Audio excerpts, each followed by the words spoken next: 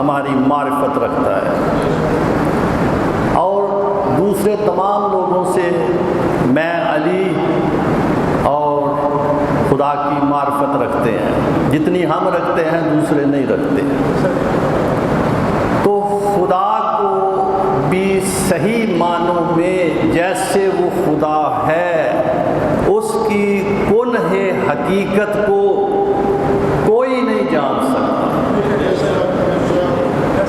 اس لیے کہ وہ کمال مطلق ہے۔ کمال مطلق کا معنی ہے کہ ہر کمال خدا کی ذات میں پایا جاتا ہے۔ مطلق کا معنی ہے کہ کسی بھی کمال میں کوئی حد نہیں لگائی جا سکتی کہ خدا کا یہ کمال اس حد تک ہے، یہ حد نہیں ہم لگا سکتے۔ وہ کتنی قدرت رکھتا ہے کوئی حد نہیں ہے، وہ کتنا علم رکھتا ہے کوئی حد نہیں ہے، وہ ہے کمال مطلق۔ تو ائمہ طاہرین اور رسول گرامی اسلام کی ہم صحیح معنوں میں معرفت حاصل نہیں کر سکتے۔ ہم جتنے بھی فضائل پڑھیں گے اپنے ظرف کے مطابق پڑھیں گے، جتنی ہم میں صلاحیت ہے، لیکن آیا یہ ان کے فضائل بس اتنے ہی ہیں، یہ نہیں کہا جا سکتا۔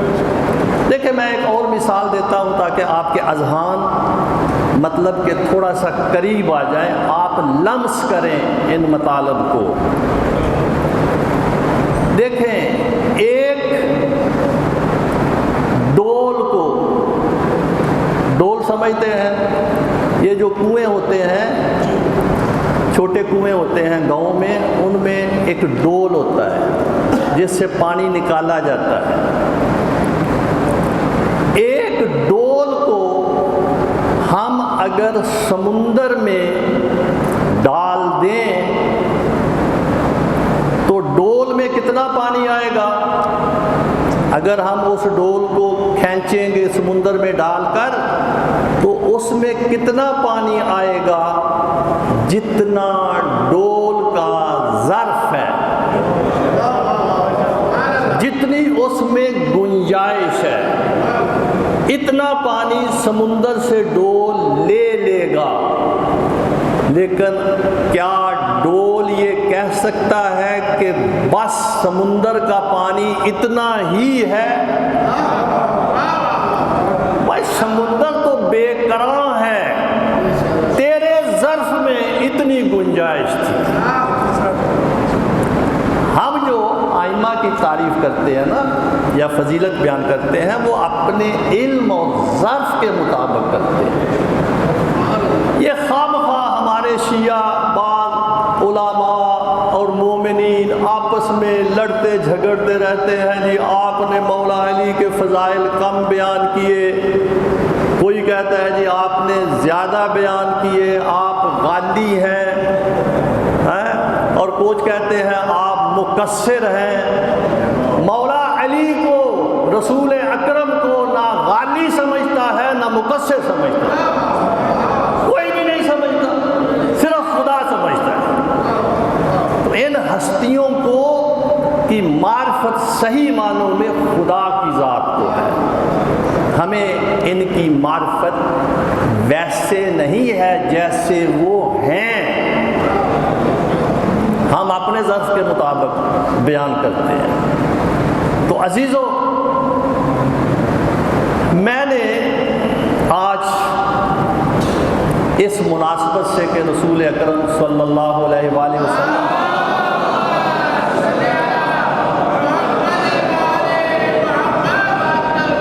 شہادت ہے، اس مناسبت سے میں نے جو آیت آپ کی خدمت میں تلاوت کی ہے وہ یہ ہے، لَقَدْ كَانَ لَكُمْ فِي رَسُولِ اللَّهِ أُسْوَةٌ حَسَنَةٌ۔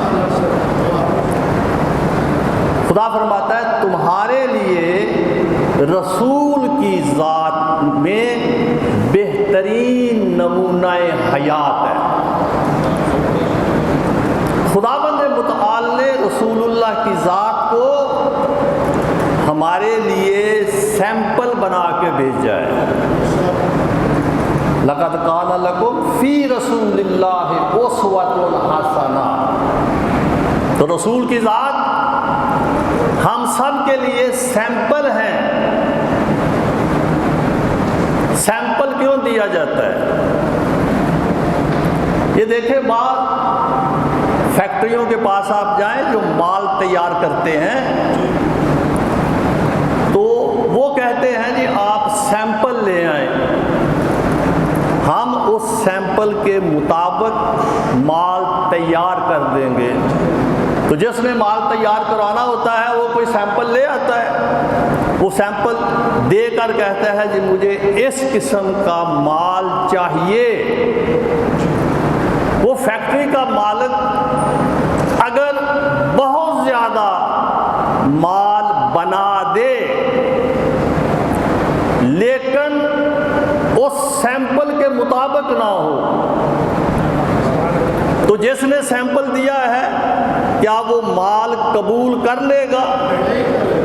بھائی وہ کہتا ہے سستا لے لو، وہ سیمپل دینے والا کہے گا جی یہ مال جو آپ نے بنایا ہے بہت زیادہ آپ نے بنا دیا ہے، سستا بھی دے رہے ہیں لیکن میرے دیے ہوئے سیمپل کے مطابق نہیں ہے۔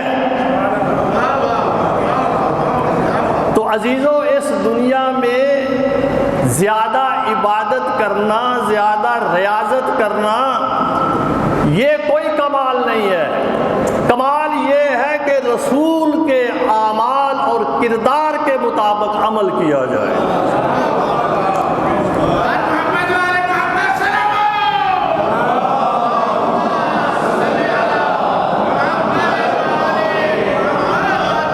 تو اگر ہم بہت زیادہ عبادت کریں گے تو رسول کی عبادت کے مطابق نہیں ہوگی تو کیا وہ عبادت قبول کی جائے گی؟ خدا کہے گا جو سیمپل میں نے دیا ہے اس کے مطابق آپ کا عمل نہیں ہے۔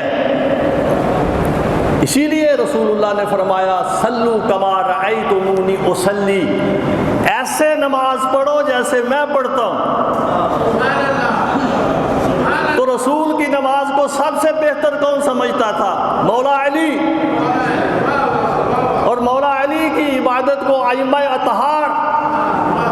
تو اگر دنیا کی اور لوگوں کی عبادات رسول کی عبادت کے مطابق نہیں ہوں گی تو جتنا مرضی عمل کریں یہ قابل قبول نہیں ہے۔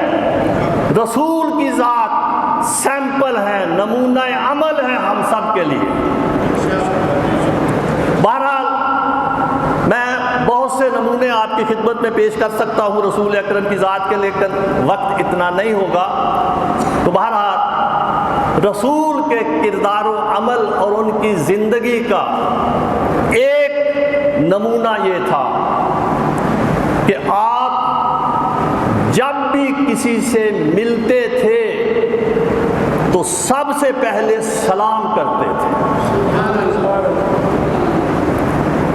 رسول کی زندگی میں کوئی شخص بھی ایسا نہیں ملا جس نے رسول کو پہلے سلام کیا۔ رسول اس بات کا موقع ہی نہیں دیتے تھے، سب سے پہلے سلام کرتے تھے۔ یہ سیرت رسول میں سے ہے۔ اور سلام کرنے کے بعد سب سے پہلے اپنا ہاتھ بڑھاتے تھے مصافحہ کے لیے۔ یہ ہے سیرت رسول۔ دیکھیں آج ہم کیسے ہیں؟ آیا ہمارا یہ سلام کرنے والا یا سلام لینے والا عمل رسول کے عمل کے مطابق ہے؟ ہم تو یہ توقع کرتے ہیں کہ دوسرا بندہ ہمیں پہلے سلام کرے اور پھر ہم اس کا جواب دیں۔ یہ ہماری توقع ہوتی ہے۔ یہ توقع بالکل رسول کے عمل کے خلاف ہے۔ یہ توقع ہم کیوں کرتے ہیں؟ شاید ہم اپنے آپ میں بڑائی سمجھتے ہیں کہ میں پہلے سلام لوں گا تو شاید چھوٹا بن جاؤں گا۔ رسول نے تو کبھی ایسا نہیں سوچا تھا۔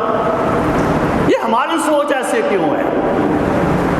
رسول تو ہمیشہ، حتیٰ کہ سیرت رسول میں سے یہ ہے کہ رسول بچوں کو بھی سب سے پہلے سلام کرتے تھے،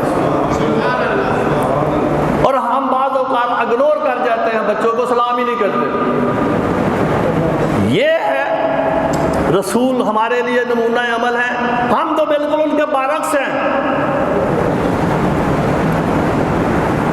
رسول کی سیرت یہ ہے کہ سب سے پہلے سلام کہو۔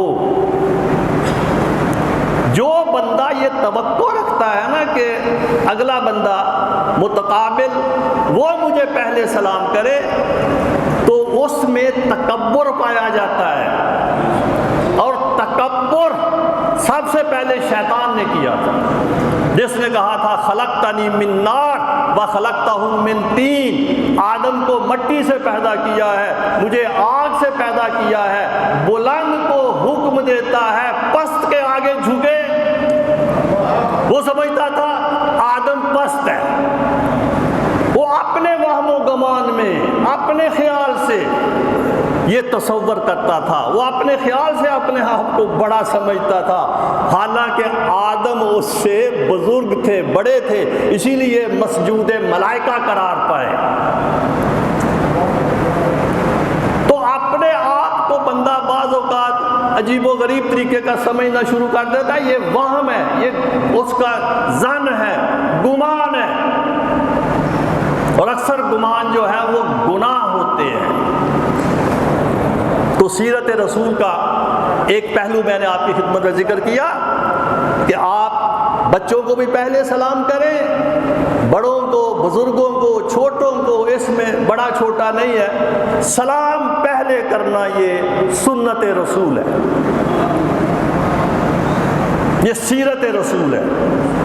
خدا نے ہمیں ان کو نمونہ عمل قرار دیا ہے، اور رسول فرماتے ہیں ابخل الناس من بخل بالسلام، بخیل ترین وہ شخص ہے جو سلام لینے میں بخل کرتا ہے۔ بخیل ترین شخص کون ہے؟ جو سلام لینے میں بخل کرتا ہے۔ بخیل کون سا شخص ہوتا ہے؟ بخیل وہ شخص ہوتا ہے کہ ایک چیز ہو اور وہ نہ دے، ایک چیز دے سکتا ہو، اس کے پاس ہو لیکن نہ دے، اسے بخیل کہتے ہیں۔ کیا ایک مسلمان دوسرے مسلمان پر سلام نہیں بھیج سکتا؟ تو نہ بھیجے جو بخیل ترین شخص ہے۔ ایک کام کر سکتا ہے لیکن نہیں کرتا۔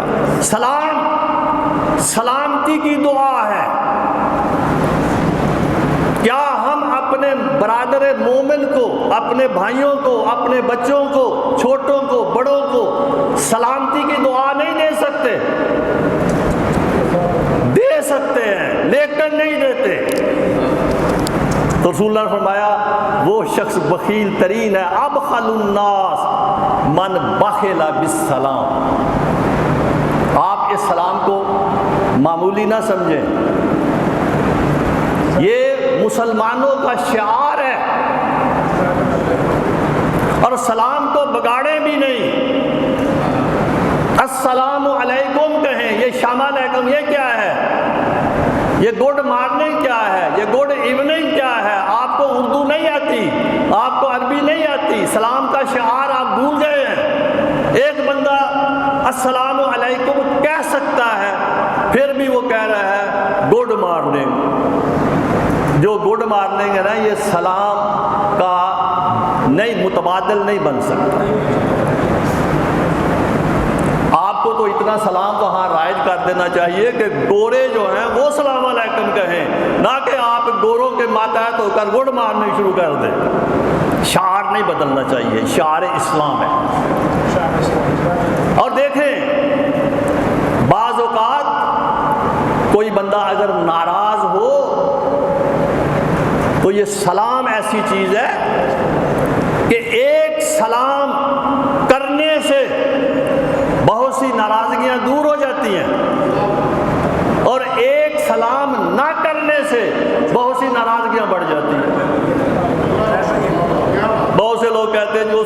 سلام ہی نہیں کیا، ناراض ہو گیا، اور کوئی ناراض ہو تو آپ جا کر سلام کرے تو وہ راضی ہو جاتا ہے۔ میں تجربات کی بات بتاتا ہوں، تجربے کی، کہ اگر کوئی دکاندار ہو اور آپ وہاں سے ہر روز گزرتے ہیں، وہ آپ کا واقف نہیں ہے، آپ کو نہیں جانتا، لیکن آپ اس کو سلام کرتے گزرتے ہیں، ممکن ہے وہ پہلے دن جواب نہ دے، دوسرے دن جواب نہ دے، پھر وہ جواب دینا شروع ہو جائے۔ ایک وقت ایسا آئے گا کہ آپ اگر اس سلام کو کرتے رہیں گے تو وہ کہے گا آپ کو آ کر کہ آپ آئیں، یہاں بیٹھ جائیں، تشریف رکھیں، چائے پئیں، یہ سلام کا ثمرہ ہے۔ تو لہذا سیرت رسول کا ایک پہلو میں نے ذکر کر دیا کہ سلام لینا، لیکن سب سے پہلے، اور یہ توقع نہ کرنا کہ دوسرا بندہ مجھ پر سلام کرے۔ سلام کرنا، پہلے سلام کرنا سنت ہے۔ کس کی سنت ہے؟ رسول اکرم کی۔ اور سلام کا جواب دینا واجب ہے۔ اگر کوئی بندہ آپ کے سلام کا جواب نہیں دیتا تو وہ گناہگار ہو جاتا ہے۔ لیکن اسلام میں شاید یہ پہلا حکم ہو کہ جس مستحب کا، سنت کا ثواب واجب سے زیادہ ہے۔ دیکھو سلام کرنا سنت ہے، سلام و جواب میں 70 نیکیاں ملتی ہیں، 69 نیکیاں سلام کرنے والے کو ملتی ہیں، اور 1 نیکی سلام کا جواب دینے والے کو ملتی ہے۔ اب آپ اندازہ کریں، توقع رکھیں جی وہ مجھ پر سلام کرے، ثواب تو وہ سارا لے گیا۔ تو ثواب بھی زیادہ ہے سلام لینے میں۔ اور میں نے عرض کیا، یہاں پر ایک نقطہ اور عرض کر دوں کہ سلام کی اتنی زیادہ اہمیت ہے کہ رسول اکرم نے فرمایا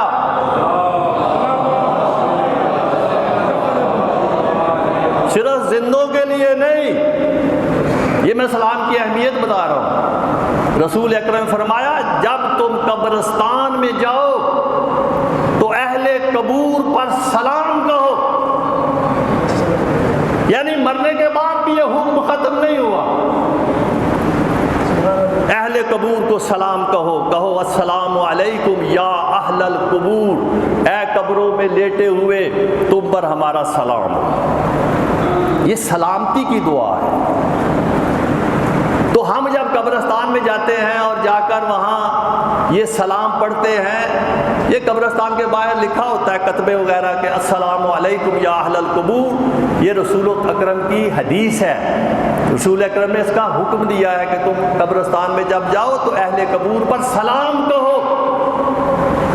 اب مجھے یہ بتاؤ کہ یہ اہل قبور جو قبروں میں لیٹے ہوئے ہیں، یہ سلام سنتے ہیں؟ بھائی رسول اکرم نے فرمایا کہ قبرستان میں جا کر اہل قبور پر سلام کہو۔ وہ سلام سنتے ہیں قبروں میں لیٹے ہوئے؟ سلام سنتے ہیں۔ اگر نہ سنتے ہوتے تو رسول اکرم کبھی بھی حکم نہ دیتے۔ رسول اکرم نے یہ تو نہیں کہا کہ دیوار کو سلام کہو یا کسی پتھر کو سلام کہو، کیونکہ یہ شعور نہیں رکھتی چیزیں۔ اہل قبور شعور رکھتے ہیں، اور وہ ہم سے بھی زیادہ شعور رکھتے ہیں۔ یہ اپنا عقیدہ ہم صحیح کریں۔ اسی لیے رسول اللہ نے فرمایا جب قبرستان میں جاؤ تو اہل قبور پر سلام کہو، وہ ہمارا سلام سنتے ہیں اور سلام کا جواب بھی دیتے ہیں۔ لیکن یہ اور بات ہے کہ ہم میں وہ شعور نہیں ہوتا کہ ہم ان کے جواب کو سن سکیں، لیکن وہ جواب بھی دیتے ہیں، چونکہ جواب دینا ہے واجب۔ اگر وہ صرف ہم سلام ان کو کہیں اور وہ جواب نہ دے سکے تو وہ گناہگار ہو جاتے ہیں۔ تو کیا رسول اکرم نے اہل قبور کو گناہ گار کرنے کے لیے ہمیں حکم دیا ہے کہ قبرستان میں جا کر ان پر سلام کیا کرو؟ وہ جواب نہیں دیں گے تو گناہ گار ہو جائیں گے؟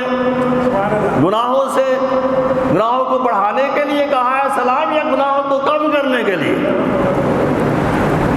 اور اسی لیے جنگ بدر میں آج کچھ فرق مسلمین ہیں کہ جو ہمارے اس عقیدے کے خلاف ہیں، وہ سمجھتے ہیں کہ شاید مردہ سنتا نہیں، اسی لیے ہم پر اعتراضات بھی کرتے ہیں۔ جب ہم تلقین پڑھتے ہیں تو کہتے ہیں یہ مردہ ہے، کوئی سنتا ہے، آپ تلقین پڑھ رہے ہیں، 12 اماموں کا ذکر کر رہے ہیں، خدا کا ذکر کر رہے ہیں، ان سے آپ اپنے عقیدے کا اظہار کر رہے ہیں۔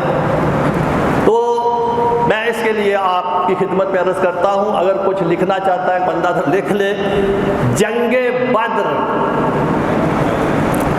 بدر میں مسلمانوں کو جو 313 تھے ان کو فتح ہوئی تھی جنگ بدر میں، لہذا بہت سے کفار مارے گئے تھے، کچھ قیدی کر لیے گئے تھے، کفار میدان چھوڑ گئے تھے، کیونکہ جو فاتح ہوتا ہے وہ میدان میں رہتا ہے، جو فرار کر جاتا ہے، بھاگ جاتا ہے، وہ میدان چھوڑ جاتا ہے۔ تو کفار میدان چھوڑ گئے، کفار و مشرکین۔ اب رسول اکرم واپس آنا چاہتے تھے مدینے میں یا مکے میں نہیں، مدینے میں یہ ساری جنگیں ہوئی ہیں، مدینے میں واپس آنا چاہتے تھے، پہلی جنگ ہے اسلام کی۔ تو رسول اکرم نے کیا کیا؟ جو ساتھی آپ کے وہاں آپ کے ساتھ موجود تھے ان سب کو اکٹھا کیا اور کہا کہ یہ جو کشتگان ہیں، جو قتل ہو گئے ہیں بندے، ان کو ایک گڑھے میں دفن کر دیں۔ تو ایک گڑھا کھودا گیا، اس میں وہ کشتگان جو تھے ان کو دفن کر دیا گیا، مٹی ڈال دی گئی۔ پھر رسول اکرم جب وہاں سے چلنے لگے تو اس گڑھے کے کنارے پر آئے اور کنارے پر آ کر ان کشتگان سے خطاب کیا۔ تو خطاب کس سے ہوتا ہے؟ جو سنتا ہو۔ اگر آپ نہ ہوتے تو میں خطاب نہیں کر سکتا، ٹھیک ہے نا؟ تو آپ سن رہے ہیں نا میری بات کو۔ تو رسول اکرم نے ان کشتگان بدر سے خطاب کیا۔ یہ جنگ بدر کا واقعہ بخاری شریف میں موجود ہے، اگر کوئی بخاری شریف نکال لے، جنگ بدر کا واقعہ پڑھے تو یہ جو جملے میں ابھی عرض کرنے لگا ہوں یہ اس میں درج ہے۔ رسول اکرم اس گڑھے کے کنارے آئے، صحابی سارے موجود تھے، آپ نے ان کو خطاب کیا، حل وجدتم ما وعدکم ربکم حقا، کیا تم نے وہ وعدہ جو خدا نے تم سے کیا تھا، کیا تم نے حق پایا؟ سوال کر رہے ہیں ان سے کہ جو وعدہ تم سے خدا نے کیا تھا، کیا تم نے اس وعدے کو حق پایا؟ حضرت عمر ساتھ کھڑے تھے رسول اللہ کے، انہوں نے رسول اللہ پر اعتراض کیا، انہوں نے رسول اکرم پر اعتراض کیا کہ یا رسول اللہ کیا یہ سنتے ہیں؟ یہ جو آج اعتراض ہم پر ہوتا ہے نا تلقین پر، یہ حضرت عمر نے رسول اکرم پر بھی کیا تھا۔ یا رسول اللہ کیا یہ سنتے ہیں؟ رسول اکرم نے جواب دیا، بخاری میں یہ جواب لکھا ہوا ہے، انہم اسمع منکم، یہ تم سے زیادہ سننے والے ہیں۔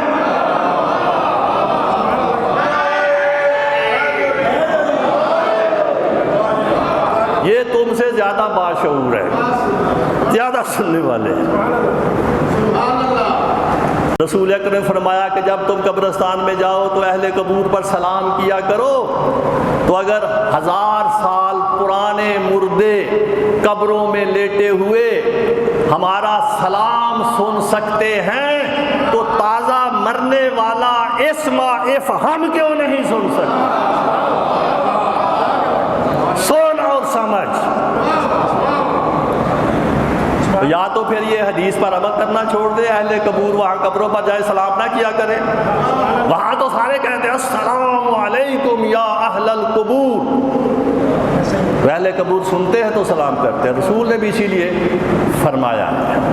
تو عزیزو ٹائم زیادہ ہو گیا، سلام بھی ابھی ختم نہیں ہو رہا۔ بہرحال پیغام میں نے 2-3 اور دینے ہیں آپ کو آج رسول اکرم کی اس مناسبت سے۔ اگر میں رسول اکرم کے فضائل پڑھنا شروع کر دوں، فضائل آپ سنتے رہتے ہیں، لیکن رسول کا عمل جو ہے وہ کیا ہے؟ خدا نے جو ان کو نمونہ عمل بنایا ہے وہ نمونے کیا ہیں؟ لہذا رسول اکرم نے فرمایا سل من قطعک وتؤتی من منعک وتعفو عمن ظلمک۔ جتنے بندے یہاں بیٹھے ہیں نا، اگر سن کے جائیں تو اس پر عمل کریں گے تو فضا بہت اچھی ہو جائے گی، گھروں میں ماحول اچھا ہو جائے گا، گھر جنت نما ہو جائے گا، برادری کے لوگ آپ کو پسند کرنا شروع کر دیں گے۔ رسول اکرم کی یہ حدیث ہے، 3 جملے فرمائے رسول اکرم نے، سل من قطعک، اس سے اپنا تعلق جوڑو جو تم سے قطع تعلق کرے۔ مشکل مسئلہ ہے، یعنی اس سے تعلق پیدا کرنا جو ہم سے بولنا نہیں چاہتا، ہم سے تعلق توڑ چکا ہے۔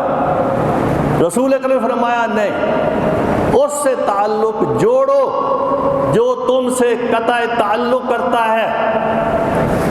یہ جو بات بات پر رشتہ دار ناراض ہو جاتے ہیں، کہتے ہیں جی ہم آپ سے نہیں بولتے، ہم ان کے جواب میں کیا کہتے ہیں؟ ہم کہتے ہیں آپ 1 مرتبہ نہیں بولتے تو ہم 1000 مرتبہ نہیں بولتے۔ اب یہ جو بات ہم کہتے ہیں یہ کوئی حدیث ہے، معصوم کا فرمان ہے، یا یہ قرآن ہے؟ خدا نے یہ کہا ہے کہ اگر کوئی بندہ آپ سے نہ بولے تو آپ اسے کہیں اگر 1 مرتبہ آپ نہیں بولتے تو ہم 1000 مرتبہ نہیں بولتے۔ یہ کس نے کہا ہے؟ یہ میری خواہش کہتی ہے، میری انا کہتی ہے۔ ایسا ہی ہے نا، وہ تھوڑا سا ساتھ بھی دے نا۔ میری انا یہ کہتی ہے کہ یہ بندہ اگر مجھ سے نہیں بولتا تو میری انا کہتی ہے کہ میں اسے کہوں کہ میں 1000 مرتبہ تم سے نہیں بولتا۔ یہ انا کا مسئلہ ہے۔ مجھے آپ یہ بتائیں کہ میں نے انا کا کلمہ پڑھا ہے یا رسول اکرم کا؟ کس کا کلمہ میں نے پڑھا ہے؟ میں نے خدا اور رسول کا کلمہ پڑھا ہے۔ کلمہ پڑھنا ایک محاورہ ہے، فلاں نے فلاں کا کلمہ پڑھ لیا ہے۔ کیا مانا؟ فلاں فلاں کی ہر بات مانتا ہے۔ بات تو میں مانوں اپنی انا کی، اور کلمہ پڑھا ہے رسول اکرم کا۔ یہ کیا مسئلہ ہے بھائی؟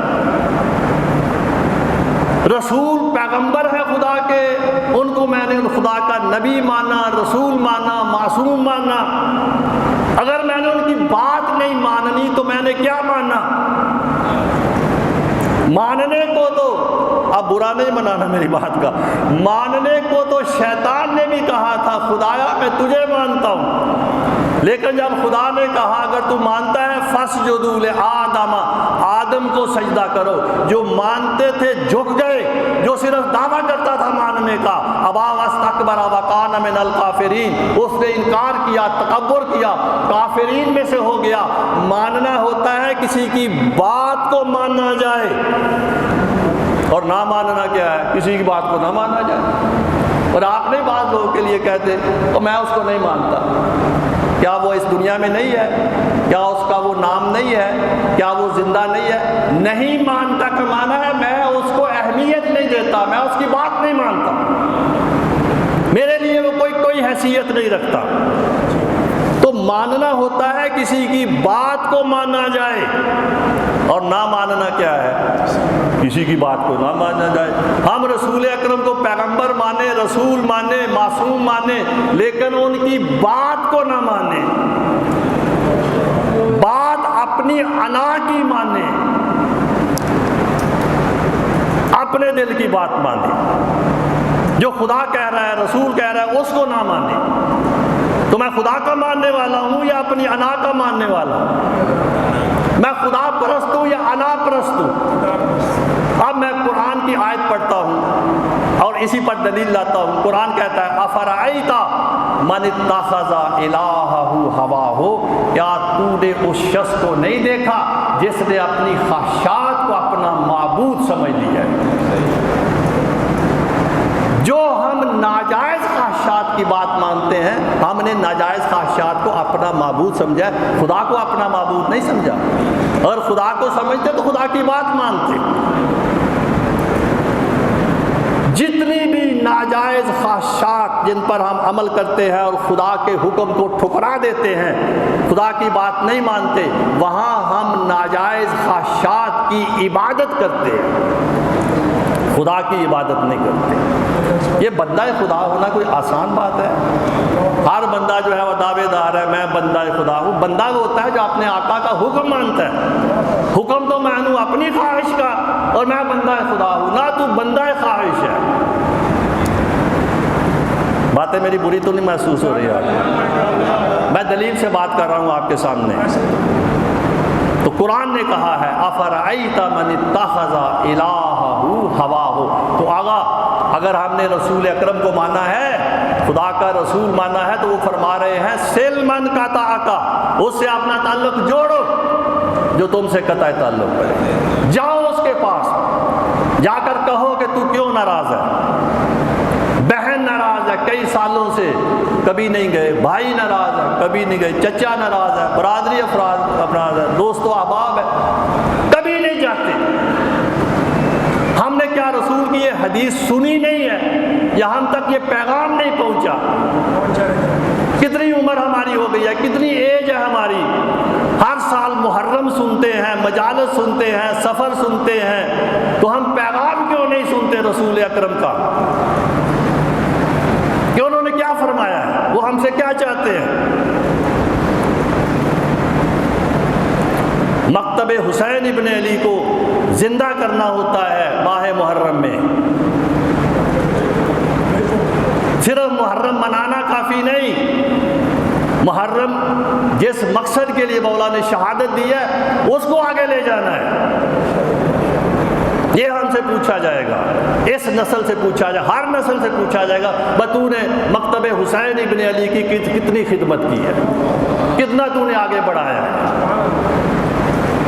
یہ نہیں پوچھا جائے گا تو نے مجالس کتنی کر لی ہے۔ مجالس ہونی چاہیے، عزاداری سنت ہے، سنت ائمہ ہے، سنت رسول ہے، لیکن با مقصد عزاداری کرو۔ تو عزیزو، رسول اللہ نے فرمایا سل من قطعک، اس سے اپنا تعلق جوڑو جو تم سے قطع تعلق کرے۔ جو بندے ناراض ہیں آپ کے برادری کے، جائیں ان کے پاس، پوچھیں آپ کیوں ناراض ہیں۔ اور بعض بندے تو صرف گھر پر چلا جائے بندہ تو وہ راضی ہو جاتے ہیں، ایک سلام لے لو راضی ہو جاتے ہیں۔ گھر پر جاؤ ان سے ملو، پوچھو تو آپ کیوں ناراض ہیں۔ ممکن ہے ناراضگی کوئی بڑی وجہ نہ ہو، اور جو بھی وجہ ہے اس کو حل کرنے کی کوشش کرو، اس لیے کہ ذہن میں یہ رکھو کہ رسول اللہ نے یہ فرمایا ہے، اپنی انا کا مسئلہ آگے نہ لاؤ۔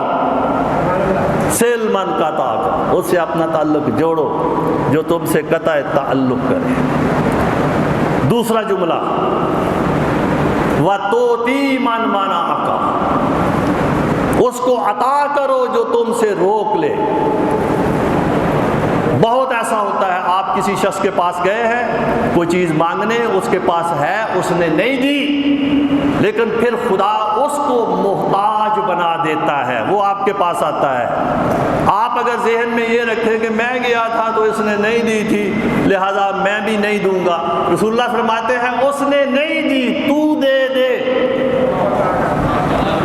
تُؤْتِي مَن مَنَعَكَ، اس کو عطا کرو جو تم سے روک لے۔ وَتَعْفُوا عَمَّنْ ظَلَمَكَ، اور اس کو معاف کر دو جو تم سے زیادتی کرے۔ سارے لڑائیاں جھگڑے انجمنوں میں، معاشرے میں، مساجد میں، امام بارگاہوں میں، محلوں میں، خاص کر گھروں میں ختم ہو جاتے ہیں اگر انسان صرف رسول اکرم کے اس آخری فرمان پر، یہ پورا فرمان ہے، تیسرا حصہ ہے فرمان کا، عمل کر لے تو تعفو عمن ظلمک، اس کو معاف کر دو جو تم سے زیادتی کرے۔ ساری لڑائیاں جھگڑے ہوتے زیادتی کی وجہ سے، کہتے ہیں جی فلاں بندے نے مجھ سے زیادتی کی ہے، میں اس سے نہیں بولتا، بس زیادتی کی ہے تو معاف کر دے۔ ختم ہو گیا معاملہ۔ بیوی ناراض ہے، بیوی معاف کر دے شوہر کو، شوہر بیوی کو معاف کر دے، بھائی بھائی کو معاف کر دے، بہن بہن کو معاف کر دے۔ کہاں رہتی ہے ناراضگی؟ اصل میں یہ ہے کہ ہم ائمہ کو مانتے ہیں، وہ ہمارے امام ہیں، لیکن ان کی بات کو نہیں مانتے۔ یہ ساری مصیبت معاشرے میں نہ ماننے کی وجہ سے ہے۔ اور دعویٰ ہر بندے کا ہے کہ میں ائمہ کو مانتا ہوں، میں رسول اکرم کو مانتا ہوں، میں نے کلمہ پڑھا ہے ان کا۔ یہ جو میں آخری جملہ میں نے فرمایا رسول اکرم کا عرض کیا ہے، تعفو امن ظلمہ کا، قرآن اس کے بارے میں کہتا ہے۔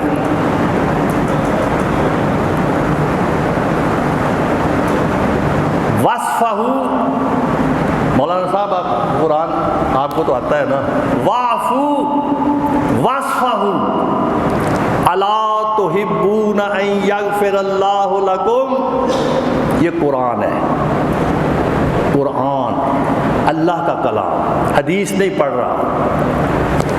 وعفو، معاف کر دیا کرو، وصفہ، درگزر کیا کرو۔ الا تحبون ان یغفر اللہ لکم، کیا تم پسند نہیں کرتے ہو کہ اللہ تمہیں معاف کر دے؟ بھائی ہم میں سے کون سا شخص ہے جو یہ پسند نہیں کرتا کہ قیامت کے دن خدا ہمیں معاف کر دے؟ تو خدا فرماتا ہے تم دنیا میں تو معاف کرو۔ ہم دنیا میں کسی بہن بھائی رشتہ دار کو معاف نہ کریں اور قیامت کے دن توقع کریں کہ خدا تو ہمیں معاف کر دے۔ خدا فرماتا ہے تم معاف کرو، معاف کرو گے تو میں بھی معاف کر دوں گا۔ تو ہم تو کسی کو معاف نہیں کرتے، معاف کر دے۔ یہ کرونا میں کتنے بندے چلے گئے ہیں، کتنے ہمارے عزیز و اقارب، دوست و احباب معاشرے میں، محلے میں ہم جانتے تھے جن کو، چلے گئے، ہم بھی چلے جائیں گے، معاف کر دیں۔ میں یہاں دو مثالیں ماڈل ٹاؤن کی بیان کرنا چاہتا ہوں۔ زیادہ دیر سن لیں گے آپ مجھے؟ تھوڑا سا اور سن لیں گے؟ یعنی پریکٹیکل جو چیزیں میرے سامنے آئی ہیں، میں دو مثالیں آپ کو دیتا ہوں۔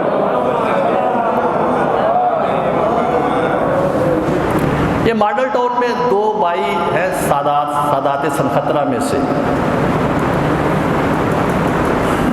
وہ دو بھائی جو ہے وہ ناراض تھے آپس میں رشتے کے معاملہ میں۔ ایک بھائی نے بیٹی کا رشتہ لیا پھر توڑ دیا، تو وہ پھر بڑی ناراضگی ان میں تھی۔ اب میں نام اس لیے نہیں لیتا کہ آپ پھر نام لینا اچھا نہیں ہے پھر، لیکن بہرحال بعد میں اگر پوچھیں گے بتا بھی دوں گا۔ تو میں نے یہ حدیث جامع المنتظر میں ایک مجلس میں ذکر کی ماڈل ٹاؤن میں۔ چھوٹا بھائی جو تھا وہ میرے پاس آیا، اس نے کہا مولانا صاحب مجھ سے بہت زیادتی ہوئی ہے۔ میں نے کہا کیا زیادتی ہوئی ہے آپ سے؟ کہنے لگے زیادتی یہ ہوئی ہے کہ آپ نے منتظر میں ماڈل ٹاؤن میں ایک حدیث بیان کی تھی، معاف کرنے پر اور صلح کرنے پر۔ تو میرا جو بڑا بھائی ہے جو مجھ سے ناراض تھا کئی سالوں سے، وہ میرے گھر آیا، اس نے مجھ سے معافی مانگی کہ بھائی مجھے معاف کر دے۔ تو میں چھوٹا تھا، مجھے رنج اس بات کا ہے کہ وہ بڑا ہو کر میرے پاس آیا، اور میں چھوٹا ہو کر میں نے بھی حدیث سنی تھی، میں اس کے پاس نہیں گیا۔ یہ مجھ پر ظلم ہوا ہے کہ بڑے نے مجھ سے معافی مانگی۔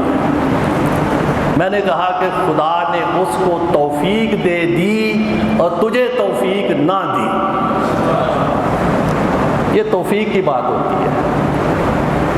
اس نے معافی مانگ لی چھوٹے بھائی سے، دونوں بھائی ٹھیک ٹھاک ہو گئے، اور وہ بڑا بھائی جس نے معافی مانگی وہ چند مہینوں کے بعد اس دنیا سے چلا گیا۔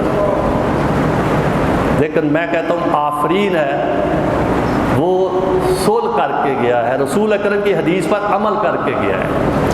وہ رسول کے سامنے سرخرو ہوگا کہ یا رسول اللہ میں نے آپ کا فرمان سنا اور میں نے اس پر عمل کیا۔ دوسری مثال مثال یہ ہے کہ ایک کرنل صاحب تھے، وہ بھی سید ہیں، سرخطرے کے گھرانے کے تھے۔ ایک نکاح کی محفل میں مجھے ملے، انہوں نے کہا کہ آپ نے ایک حدیث بیان کی تھی کہ جس سے تعلق آپ نے توڑا ہے اس سے تعلق جوڑو، معاف کر دو۔ تو میں نے حدیث سننے کے بعد جتنے بھی میرے برادری کے میرے رشتہ دار تھے جو ناراض تھے، سب کے پاس گیا۔ میں نے انا کے مسئلے کو سامنے نہیں رکھا کہ میں کرنل ہوں، ریٹائر ہوں، میں نے کہا رسول اللہ نے یہ فرمایا ہے۔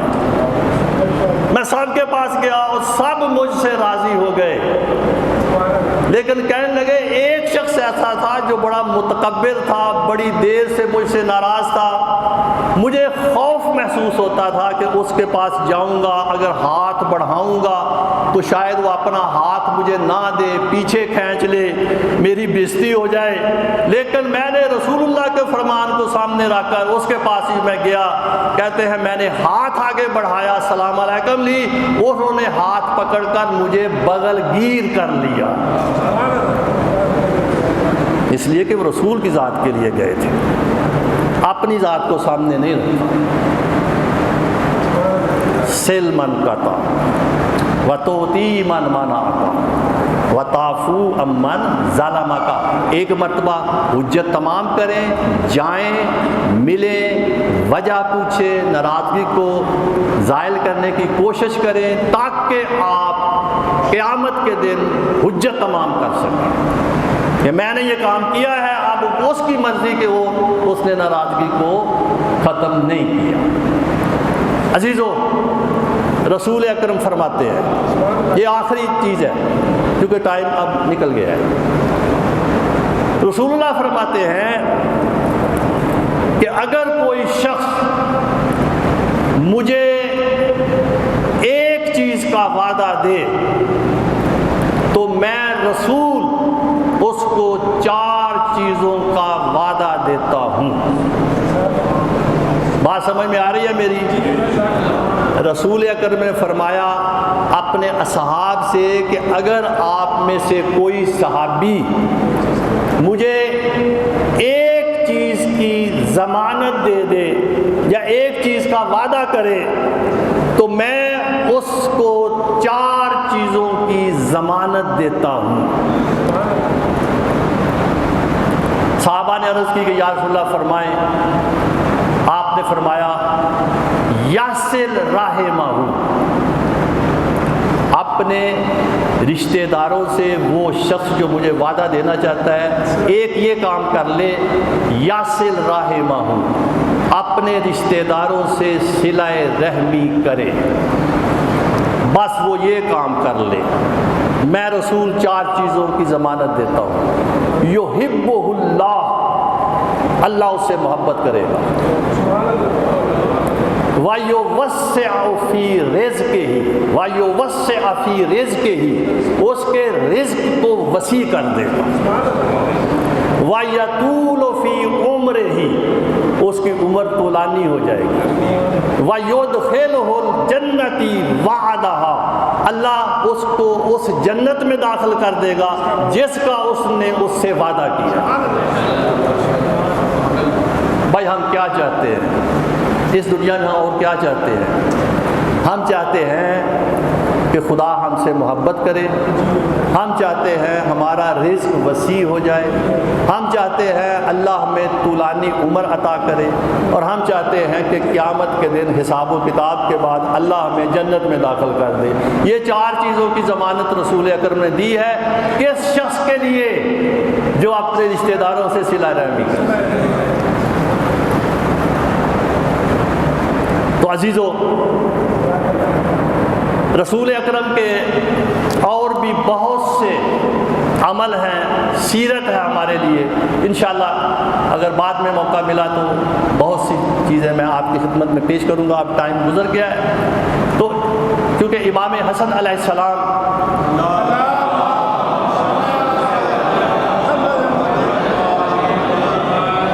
ان کی بھی شہادت کا دن ہے، تو ایک واقعہ ان کا سن لیں کہ ایک شخص شام سے آتا ہے، ظاہر ہے کہ شامیوں کی تبلیغات اس پر ہوئی تھی، مدینہ میں آتا ہے وہ شامی، اور امام حسن مجتبی اپنے گھوڑے پر سوار ہے، مدینہ کی گلیوں میں سے گزر رہے تھے۔ اس شامی کی نظر پڑی امام حسن علیہ السلام پر، کیونکہ امام حسن بہت حسین تھے، حسین و جمیل، رسول اللہ سے بہت زیادہ مشابہ تھے۔ وہ شامی دوسروں سے پوچھتا ہے کہ یہ شخص کون ہے، اتنا حسین و جمیل شخص یہ کون ہے؟ بتایا گیا کہ یہ حسن بن علی ابن ابی طالب ہے۔ جب اس شامی نے یہ سنا کہ یہ علی ابن ابی طالب کا بیٹا ہے اور اتنا خوبصورت جوان ہے، تو وہ حسد سے جل گیا، کیونکہ مولا علی کے خلاف بہت تبلیغات شام میں ہوئی تھی۔ تو وہ حسد میں جب جلا تو اس سے رہا نہ گیا، وہ امام حسن کے پاس آیا، قریب آیا اور امام حسن کو برا بھلا کہنا شروع کر دیا۔ جب وہ سب کر چکا، گالیاں دے چکا، برا بھلا کہہ چکا، تو امام حسن نے اپنے لب کھولے اور فرمایا کہ اے مسافر، مجھے نہیں لگتا کہ تو یہاں مدینہ کا رہنے والا ہے، مجھے لگتا ہے کہ تو مسافر ہے، بتا تو کہاں سے آیا ہے؟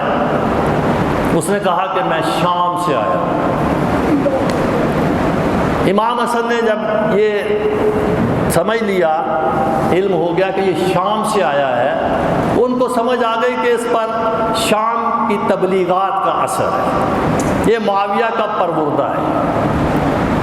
امام حسن نے اسے کہا کہ تو مسافر ہے، تجھے اگر زاد راہ کی ضرورت ہے تو میں تجھے دیتا ہوں، تو نے کھانا کھانا ہے تو میرا دسترخوان حاضر ہے، تجھے سواری چاہیے، گھوڑا چاہیے تو میں دیتا ہوں، جو چیز تجھے چاہیے میں تجھے دیتا ہوں۔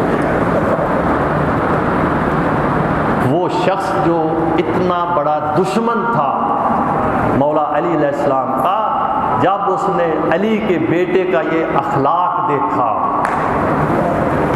تو وہ کہنے پر مجبور ہو گیا کہ اللہ نے امامت کو صحیح جگہ پر رکھا ہے، یہ اللہ نے۔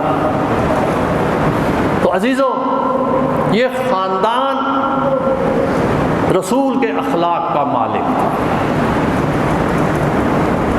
اور رسول اکرم کے بارے میں خدا نے فرمایا انکا لعلی خلق عظیم، تو خلق عظیم پر فائز ہے۔ جس کو خدا کہے کہ تو خلق عظیم پر فائز ہے، اس کا اخلاق کیا ہو سکتا ہے؟ عزیزو، لیکن رسول کو اور رسول کی اہل بیت کی قدر نہیں کی ان لوگوں نے۔ رسول اکرم کا جب آخری وقت تھا تو ظاہر ہے کہ جناب فاطمہ الزہرا کے گھر میں موجود تھے رسول اکرم، آخری وقت تھا تو دروازے پر دستک ہوئی۔ جناب فاطمہ الزہرا نے پیغام بھیجا کہ میرے بابا ابھی ابھی سوئے ہیں، لہذا اس آنے والے کو یہ کہہ دو کہ یہ واپس چلا جائے۔ لیکن اس آنے والے نے دوبارہ دستک دی، پتہ نہیں بی بی کے ذہن میں کیا بات آئی کہ میں نے اسے کہا ہے واپس چلے جا، اور یہ واپس نہیں گیا، دوبارہ اس نے دستک دی ہے۔ تو بی بی کے گرم گرم آنسو رسول اکرم کے چہرے پر پڑے۔ رسول اکرم نے اپنی آنکھیں کھول دی، کہا میری بیٹی تو کیوں رو رہی ہے؟ ابھی میں زندہ ہوں۔ کہا بابا رو اس لیے رہی ہوں کہ یہ کوئی شخص دروازے پر آیا ہے، میں نے کہا ہے میرے بابا ابھی ابھی سوئے ہیں، واپس چلا جا، وہ واپس نہیں جا رہا۔ رسول اکرم نے فرمایا اے میری بیٹی، یہ آنے والا شخص کوئی عام شخص نہیں ہے، یہ ملک الموت ہے، لیکن یہ تیرے دروازے عظمت ہے کہ ملک الموت بھی اجازت مانگ کر آ رہا۔ وہ کیسے مسلمان تھے جنہوں نے بی بی کے دروازے کو آگ لگا دی، دروازے کو توڑ دیا گیا۔ بی بی اگر دروازے کے قریب آ کر کھڑی ہوتی ہے، پوچھتی ہے، تو اس پر دروازے کو گرا دیا جاتا ہے۔ یہ کیسے مسلمان تھے، کیسے رسول کے ماننے والے۔ عزیزو، مولا امام حسن کو زہر دیا گیا، اور زہر اتنا سخت تھا کہ مولا امام حسن کے جگر کے ٹکڑے کٹ کٹ کر باہر آنے لگے۔ عزیز و اقارب اکٹھے ہو جاتے ہیں، جناب عباس آ جاتے ہیں، امام حسین آ جاتے ہیں، جناب زینب آتی ہے۔ ان سے وہ خون کے جگر کے ٹکڑے دیکھے نہیں جا رہے۔ بہرحال امام حسن کا آخری وقت ہے، سب وہاں پر موجود ہیں، اور امام کی اسی زہر سے شہادت ہوتی ہے۔ شہادت کے بعد امام کو غسل و کفن دیا گیا، امام کا جنازہ اٹھایا گیا، اور مولا حسین چاہتے تھے کہ اپنے بھائی کو اپنے نانا رسول کے قریب دفن کیا جائے۔ روضہ رسول کی طرف جا رہے تھے کہ وہاں پر منع کر دیا گیا روضہ رسول کے قریب دفن کرنے سے۔ تیر برسائے گئے امام حسن کے جنازے پر۔ شاید یہ تاریخ میں پہلا جنازہ ہوگا کہ جو گھر سے آیا ہو اور اس پر تیر برسے ہوں اور پھر دوبارہ گھر لے جایا گیا۔ یہ امام حسن کا جنازہ ہے، امام مظلوم کا جنازہ ہے۔ میں عرض کروں گا، مولا امام حسن بڑی مظلومیت تھی، زہر سے آپ کو شہید کیا گیا، آپ کی بیوی کے ذریعے سے آپ کو زہر دلایا گیا، بہت مظلومیت ہے، لیکن مولا حسن آپ کو پھر بھی قبر ملی، کفن ملا، تجہیز و تکفین ہوئی، لیکن کیا کرے وہ مظلوم حسین کہ جس کا جنازہ، جس کا جسم تیروں پر معلق تھا، اور ایک بیٹی آتی ہے آپ کی، آپ کے لاشے سے لپٹ کر رو رہی ہے، کوئی شفیق باپ نہیں ہے، کوئی شفیق بھائی نہیں ہے، کوئی شفیق پھپھی نہیں ہے جو ہٹائے، پیار سے ہٹائے، لیکن شمر نے تماچے مار مار کر سکینہ کو مولا حسین کی لاش سے جدا کیا۔ الا لعنۃ اللہ علی القوم الظالمین وسیعلم الذین ای منقلب ینقلبون۔ الہی بحق فاطمہ و ابیہا و بالہا و بنیہا و سر المستودع فیہا ان تصلی علی محمد و آل محمد۔ خدایا ہماری اس قلیل سی عبادت کو اپنی بارگاہ میں قبول و منظور کر۔ بار الہا جتنے مومنین بھی یہاں حاضر ہیں، ان سب مومنین کی نیک دلی حاجات کو پورا فرما۔ بار الہا جو مومنات بیمار ہیں، مریض ہیں، ان سب کو شفائے کلی و کاملہ و عاجلہ عطا فرما۔ جو مومنات پریشان حال ہیں، ان سب کی پریشانی کو دور فرما۔ بار الہا بحق محمد و آل محمد، آج شفیع المذنبین کی شہادت ہے، خدایا اس شفیع المذنبین کے واسطے سے ہم سب کے صغیرہ اور کبیرہ گناہوں کو معاف فرما۔ بار الہا بحق محمد و آل محمد ہم سب کو شر سماوی اور ارضی سے محفوظ فرما، شر شیاطین و جن و انس سے محفوظ فرما۔ حاصلوں کے محمد و آل محمد و عجل فرج صلوات ورما۔